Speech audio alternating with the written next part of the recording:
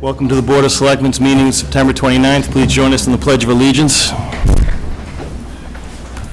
of allegiance to the flag of the United States of America, to the republic for which it stands, one nation, under God, indivisible, with liberty and justice for all.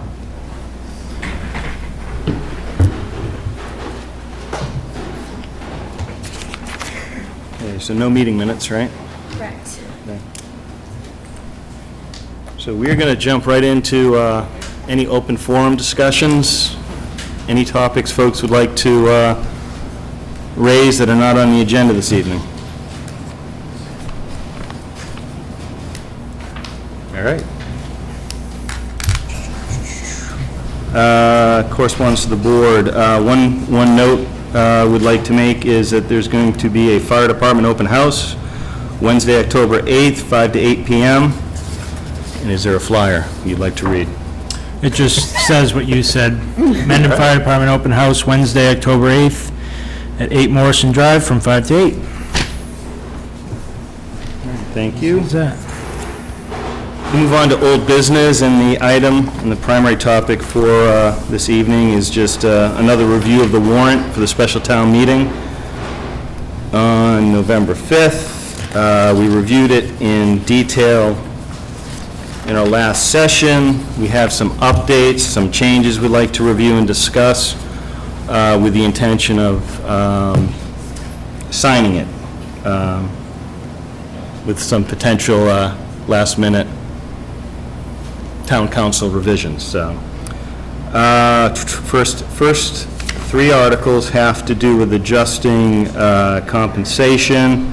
Article 1 and Article 3 both have to do with incorporating the 3% compensation increase that was that came out of the collective bargaining. It had been encumbered and it's being applied as of the first of the fiscal year to the various positions that are listed in Article 1 and Article 3.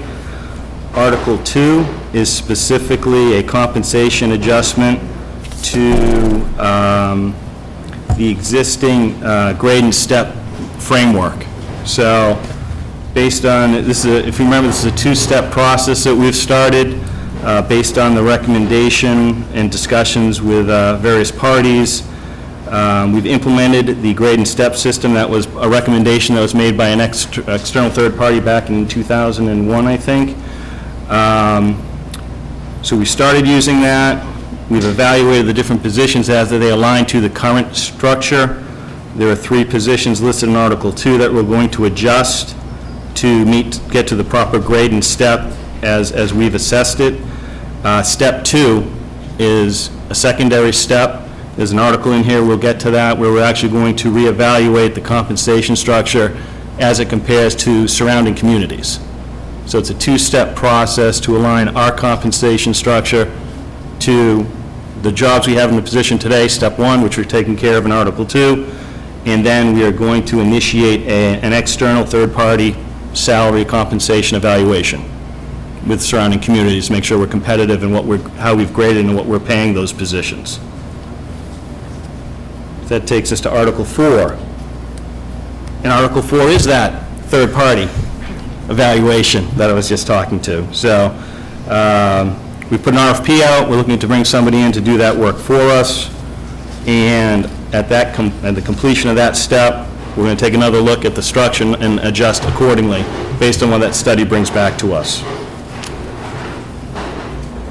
Any questions on the first 4 articles? One thing that... Sorry. Hey. Once that evaluation is completed, are you dedicated to funding it? We're dedicated to funding it. I would say yes. The question is depending on what that shows us, whether we can do it in 1, 2, 3 steps. We'll need to wait and see what that brings back. I think our target is to look to have it done by April of next year, so we can we're trying to bring this in this fiscal year to kind of level set everything in this fiscal year. Any chance of getting it done sooner? Because I'm thinking that we have different unions negotiating. Based on Probably not. I mean, the RFP, I think, is due back in October, so we're expediting that, but we think it's probably going to be like a 6-month process. One more question. Yep. Would you consider making it a bylaw once it's done? I am open to considering anything, but I don't think right now I'd commit to saying it will be a bylaw. Well, I'm asking that you consider making it a bylaw. I think consideration is certainly fair, sure. We fought long and hard to get back here again after many years because it was made bylaw initially. Right. No, and I mean, Gene, we've been through this, and I think hopefully, Oh, many times. no, but I mean, I'd say in the last 2 cycles, we've started to take those steps, bringing back the performance evaluations, and then starting to adjust the salaries through this action. So, yeah, we'll keep the discussions and open. Good, thank you. Claudia? Will this encompass all positions in the town, or just the union positions, or how will this work, this study that's going to be done? What's this, it's pretty far-reaching, isn't it? And I think we're going to define it once we start to see them come in with their offers. So to some extent, the proposals. We're going to try to make it as broad as we can, but we understand we have a budget, and the proposals as they come in will start to outline what we think we can and can't get done. Claudia? Oh. Yeah, no, you. My question would be is, there are some contracts which have their own existing steps in their contracts. Mhm. Would the board be looking at taking those existing contracts and encompassing them all under one plan? That's my question. We haven't discussed it. As I sit here, personally, I would like to make it as uniform as possible, as long as, but to me, it's more about making sure that the job role is fixed adequately. From a town's perspective, I think if we get a single system in place, it's going to make things a lot cleaner as we do negotiations and we start to do our multi-year projections, so it's possible. I just have one more comment. I have to agree with Jean. We've been fighting long and hard for this, and by taking it to town meeting and voting it as a personnel bylaw, okay? I mean, it's beneficial to the employees, to the morale, and even to the Board of Selectmen for positions that come in when, I mean, in the next few years, there's going to be some of us that are going to be retiring or whatever, and it sets the ground level for new employees coming in. And it makes it a lot easier for the Board of Selectmen to determine at what grades and steps they should come in at. So I fully support that going to a town meeting vote. Understood. Making it a bylaw simplifies it for the next. One second. Understood, and we will take that up and talk about it.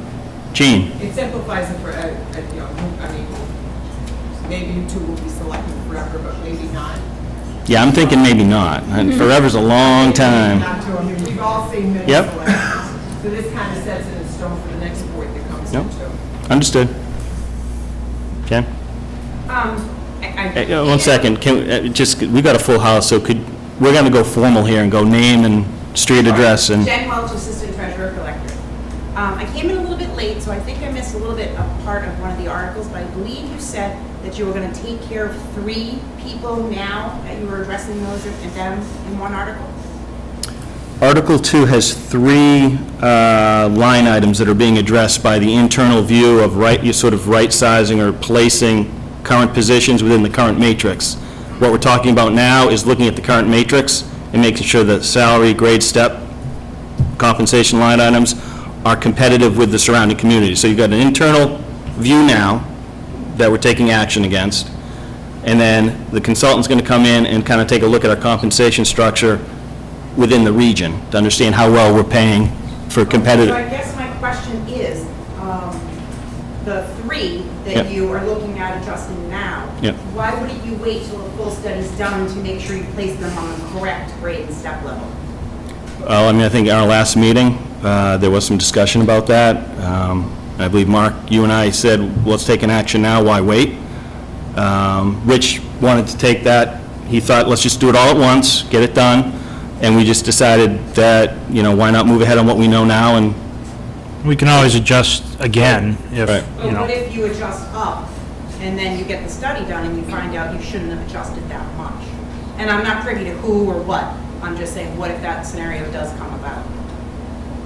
We are not going to negatively impact anyone, and I seriously don't, I mean, we've seen some high-level competitive analysis already, and we don't think that's going to be the case. Any further questions? Who's, Paul Marvell, I'm working for Highway Department. Yep. Who's going to be doing the review? There's an RFP out, so we're going to probably get 3 bids, and whoever comes in and gives us the best offer, we'll, Okay, so you don't have... we don't have that yet. No, that's due in October. Other questions? Okay. Is that, one more question? Yep. Is that going to, I know the Highway Department isn't union versus the union employees. How's that going to work for us? Are there, We don't have a contract because Right. we just follow suit with the highway, Right. follow suits with what the Right. unions do. And where a lot of our, we don't have... you've generally gotten the increases, We're not, bargain, we're not within right. union rights. We do, we do all different various jobs without having the title to actually do that. Right. Because we're non-union, which works for the town a lot better than if we were a union highway department. I'm just wondering how that's gonna affect all us, Because we all... I'll be honest right now, I can't answer that. I don't know. It's a good question, but we'll get back and understand how that's going to impact highway and any other non-union positions. Essentially, it shouldn't make any difference if it's union or non-union. It's an evaluation of the job, positions and the current salary. So whether or not it's currently in an agreement or not, shouldn't affect the outcome. But we'll confirm that. Yeah, it's just like, well, my point, I guess, is if you look at a union highway department, Yep. that the individual is a truck driver, period. That's all his job is. And now an operator, we have operators, truck drivers, we're all one of the same. Right. So, there's not, you don't really have just one certain person individually based on that particular job. Okay, 1 second. There was another hand up, Claudia. I would think that. No, well, time. I'm sorry, to your right. What about elected officials? Elected officials. Are they going to be included in the study? I believe they are. Yes. Full-time? Full-time. Yeah. Claudia. I was just going to say that when we had the previous study done, I think the company sat with all the employees, reviewed their job duties, their responsibilities, and those are incorporated into the job descriptions. And I would assume that the agency, whoever gets the bid from the town of Mendon, will be doing the same thing to make sure that the position and the duties are all encompassed into that job description so that they could evaluate the position appropriately. I'd expect it to be the case, but it'll be based on the proposals they set forth, on what they're going to cover, what they won't. And I'll be honest, if it's, Kim, if we deem that what they're offering is not what we need, we might go back out and look for additional proposals. Other questions? All right. Moving on then. Articles 5, 6, 7, and 8 are unchanged. Those are expenses, bills of a prior year, some computer expenses. Article 9 is a new article, and this will be addressing stipend issue, I believe, for, it's under dog officer expenses, but I think this is something we were asked to do last year in terms of increasing a stipend for the individual that is responsible for picking up carcasses. It was something we were asked for last year, it's something we put in line to say, well, when we can, we'll reconsider. So we're looking to reconsider it at this time. Any other questions on that item? Article 10, it's a BVT budget issue, that has not changed. 11, highway, this has not changed. Article 12, funding an OPEB, setting up an OPEB account and funding it is Articles 12 and 13. Those have not changed. The dollar amount of the funding is to be determined as we get closer. It'll be stated in the motion. Article 14 and 15 have not changed. This is looking at whatever free cash may be available. We tend to try to fund either both CapEx and stabilization with some dollar amount. So those dollar amounts will be determined as we get closer and we get free cash certified. Article 16 is purchase unchanged. It's water metering and I think some handheld metering reading packages, automating some of that process. Article 17 is unchanged. That is the article to look to rezone 3 North Ave to commercial so that we can see if there's any interest in developing that parcel. Article 18 has to do with public safety, cell tower antenna infrastructure. This is something we're looking to do because it will facilitate potentially further regionalization for dispatch, as well as possibly drive some revenues if some cell services want to leverage our infrastructure. Article 19 and 20, these have changed. These are articles regarding the Pearson property on 43 Quistit. Last meeting, the board had chosen or decided to recommend that we go with a single article, which is a multi-party process to purchase that. But based on feedback from the Conservation Committee, Land Use, as well as CPC, all have requested we put 2 articles on here. One is the multi-party process, which, as I said, the state, some farming focus groups, et cetera, are going to partner with the town to purchase the property. The second article is to buy it outright, have the town fund it. So that was considered a fail-safe for those folks that really wanted to see us save that property. So we'll now see both articles on the warrant. Any questions? There's got to be some questions on this one. Come on. Gene? That would just deal with CPC money? The first is CPC money to purchase a conservation restriction. The second is borrowing money and potentially use CPC to reimburse some or all over some period of time. So the funding that it's borrowing, I think that's an important item to call out, but CPC funds would be involved in both. Yeah, then they have to be eligible also. Not if you use CPC funds entirely, but if you get a debt exclude any part of it, it has to be eligible. Can't hear with the conversation. So, So CPC money is going to be used in paying it back in its entirety. as this is stated now, yes. Mike, did you hear that answer? I heard that answer. All right. What was the question? The question was, if CPC funds are not being used, then you need a ballot if you can do a debt exclusion. But the intent is if CPC funds pay back that borrowing. I saw another hand. Linda?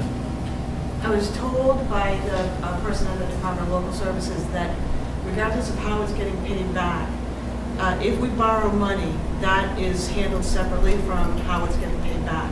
So I'm afraid that that's conflicting with what you say, because if we go out to borrow money, it's governed by that Chapter 44.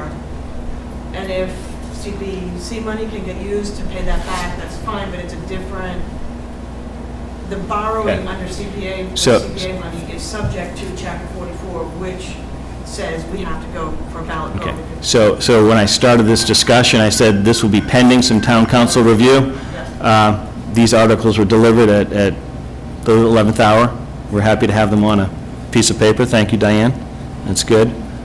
So yeah, that's one of the things that is being discussed. In fact, the next Article 21 also has to do with this, and because we thought we were borrowing, that we need to also get authorization to borrow, I believe. So there might be an Article 22 here. So whatever Mark and I vote to do here, and whatever we sign, is pending town council review, and we've got that item captured in case we need to add an additional warrant article before it gets out to the public. Questions? Yes? Diane, did you get the final wording on the warrant, the last version, like for? With the red, that you read, yes. Okay. Any other questions on the Pearson property? Okay. All right, Article 22 has not changed. That is to wrap up some closing costs on the Paddock D'Alessandro property, a small dollar amount. Article 23 is rewording a motion from the last meeting, has to do with the town going after some grants to help under the parks to reimburse on some of the money we've already approved to redo the tennis courts in our last meeting. Article 24 has not changed. This is, I think this is our standard CPC articles where we allocate money across the different accounts. Article 25 has not changed. This is land use. This is going to look to provide additional uses for some of the land up on North Ave that was previously designated for library use only. Article 26 and 27 from the Town Forest Committee have not changed, and these have to do with deeds, and these were also, easement deeds, and these are also pending Town Council review and approval. So any questions on any of the articles that I've quickly reviewed this evening? All right. Mark, I will accept the motion. I move to sign the November 5th, 2014 special town meeting warrant pending town council review. I'll step down in a second. Discussion? All in favor? Aye. Okay, let's move on to new business. Mark, why don't you run with this? I think we have a number of motions, right? Yes. I move to sign the November 4th, 2014 election warrant. Step down in a second. Discussion? All in favor? Aye. I move to sign the Chapter 90 reimbursement request in the amount of $60,948.48 for shimming Millville Street. Step down in a second. Discussion? All in favor? Aye. Aye. Okay.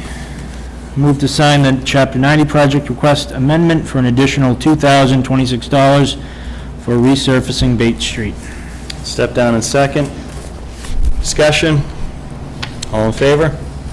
Aye. I move to approve the Chapter 90 project request amendment form in the amount of $18,656.92 for resurfacing Bate Street. I'll step down in a second. Discussion? All in favor? Aye. Aye. I move to approve the junk license for Daniel D. Meehan at 133 North Avenue pending departmental approvals. Step down in a second. Discussion? All in favor? Aye. I move to grant a Hawkers Peddlers Transient Vendors License to Randy Smith at 10 Hartford Ave West for the purpose of selling Christmas trees, November 27th through December 21st, 2014, pending departmental approvals. Step down in a second. Discussion? Once- When you're done, I want to go back to that junk license. All in favor? Aye. I will go back to that junk license. Gene, do you have a question? Well, I'm just wondering, because, you know, junk licenses are issued, there's no dates, days, hours, anything on them. This is a rural residential area. And that's all we do is approve one? I mean, it's running a business in a rural residential area. It's not on the prescribed, allowed home occupation list. Well, it's what we have done. I think you're questioning past practice and this current practice, so I think, Question of past practice also. yeah, no, I think that's fair. Because I know if I was, if I was living in a neighborhood and I found out my next door neighbor had a junk license, where they could just, put stuff in their front yard and have people come all times of the day and every day, including Sunday, I wouldn't be happy. That's fair. I really think it's a business. No, it's a fair point, and I think even when I look to the next item on the agenda, I mean, just in the way that I think precedent has been set. I think it's fair to review and look at precedent. I think so, because even your online, on your website, you Yep. have junk license and, Yep. what's the other name for it? No, junk license. Dealer, trader. Trader's license, and it says, per zoning requirements. All right. Let's take a look at it. We'll reset policy, because I'm not sure how close these policies are being followed. That's fine. That's fine. We should. No, we should, but I also think we should follow precedent as it stands now, and if we need to revisit it, we revisit it when they're due to be renewed. Had a number of different issues come up this past week with different types of sites with Yep. questions that have generated a lot of interest, so it's very That's fair. timely. Sure. So you have that one, right, Kim? Yeah, of course.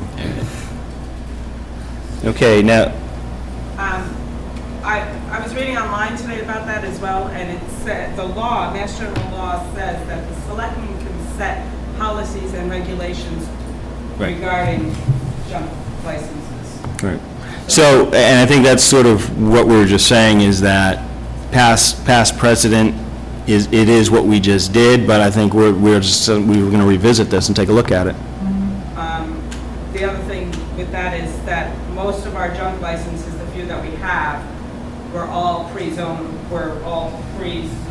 this zone, this current zone. If there's an issue with any current zoning bylaws, we can also pull it back. Or in commercially zoned areas. Yep. Right. So, Last one you did, I believe, was Cape Road. That was commercial. so, understood. All right. And actually, the next item, abatement of an ambulance bill. This is one that I've asked to understand frequency and how this has worked in the past for actually some of the same reasons that bringing up junk licenses. I want to understand what precedent is set and what the policy is, and I've seen the policy, I just want to understand numbers and things like that for our next meeting. Sounds So I'm good. going to skip that one. Okay, Kim, the floor is yours. Next item. I have one item I want to talk about, which is actually, will fall under 48 hours, because it didn't come together until the end, but we need to talk about, and I'm going to invite Linda to come up too, the distribution of green communities funds in order to get projects done in the immediate, and what are our options in order to help facilitate that before the funding actually comes in. I think you remember, and correct me if I'm wrong, the funding comes in such a way that we get 25% up front, and then we get invoiced for 50%, and then the project's completed and we get the rest. 3 of the 4 projects are scheduled to be done by December, and so there's a balance that will need to be covered in that time frame, and so we need a mechanism in order to do that so the work can get done now while it's timely. And so Linda has some options for you to consider so that we can move forward. It's really, just a mechanism to sort of borrow money from another place to cover these expenses until the grant money comes in. And there's about $60,000 that's due anytime now. It hasn't come in as of today. I didn't see it in the bank account, but anytime, according to Bill McHenry, $60,000 will be coming in. Another $121,000 will be coming in, or can be applied for once we make the first disbursement. And so what I did was I completed this form entitled Report of Advance of Funds in Lieu of Borrowing. It's $110,604, and the Board of Selectmen, I mean, it can be taken from either stabilization or general funds. The turnaround time on this money is so quick that I personally wouldn't have a problem taking it or just borrowing it from general funds. And it's not even borrowing, it's just the Board of Selectmen's acknowledgement that money is going to be used from the general fund pot of money until we get the grant money in. And I expect the grant money would be in within a few months in order to pay this back. This $110,000 is going to be more than paid back within a few months. By law, it has to be paid back by the end of the fiscal year. So do you know offhand, because in every project we've had to spend up front and reimburse Yes. after, so, and I don't know if we did it for green, but we've borrowed from stabilization in the past. We have.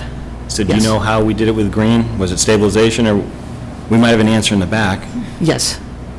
Yeah, we did a town meeting, actually. We voted at Yeah. town meeting to transfer money from stabilization.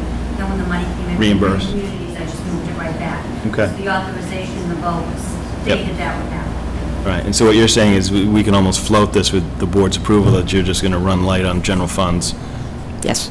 The only risk is that Yes. if the state chooses not to reimburse us. Right. And Yes. one of the other reasons why this is a little bit different is that one of the projects is the large HVAC library system, which actually isn't scheduled to get done sort of within this fiscal year. And so we're getting 25% of that large project too up front, which will help cover the costs of the other smaller projects. And so the risk is less essentially in order to get it done this way. Right. So, Claudia? My suggestion would just do an interfund transfer from stabilization, like we've done in the past. So in case that the money does not come back, you know what I'm saying? If you've got budgets that you need to spend and stuff, that's my only concern. And you have the authority to do an interfund transfer. You've done them before for stabilization and anticipation of tax revenue coming in. So you could do the same thing. So, but it's basically a different source, same process. Do we give authorization, or do we have to go to town meeting? No, you don't have to go to town meeting. Right, so it's just a different source, but it's the same process. We decide here tonight. And in fact, the form itself doesn't even specify where it needs to come from. Okay. Do you have a preference, or which direction we go? I don't. Claudia has a preference. Do you have a preference? no. Mark, do you have a preference? No.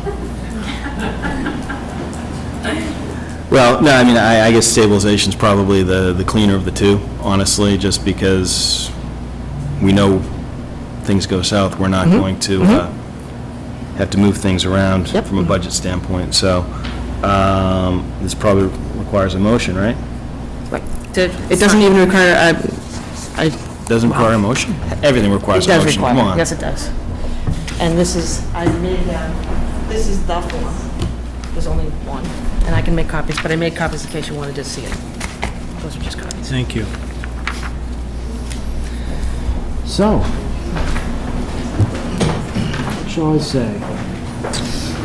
The, Is this an intercompany, what do we Sorry? call this? What was the term that, Claudia, what do you call the move from stabilization specifically? interfund transfer. Interfund transfer? Fund transfer, yes. All right. Do we need the amount on here? No, see the amount, see that 110,000, oh, I'm sorry, on the motion? Yeah. Are you writing the motion, sorry? Yeah. Should I put the amount in the motion? Sure. And it's the $10,000. And not to exceed.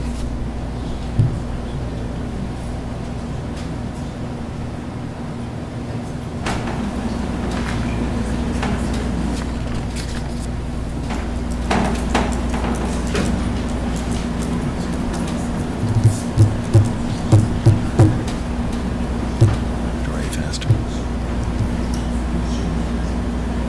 To Green Communities Program? Yes. Is there an account we got to specify or no? Or No. does it? Okay. Nope. For There is a contract number on that form. I didn't keep a copy for myself. okay.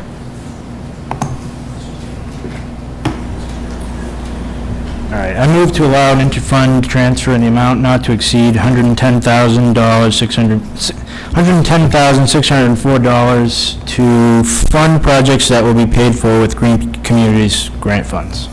Step down in second. Discussion? All in favor? Aye. Any final comments, questions on anything discussed this evening? Otherwise, I will accept a motion to adjourn. So moved. Second? Thank you. All in favor? Aye. Thank you. Enjoy the football game. Do people watch football?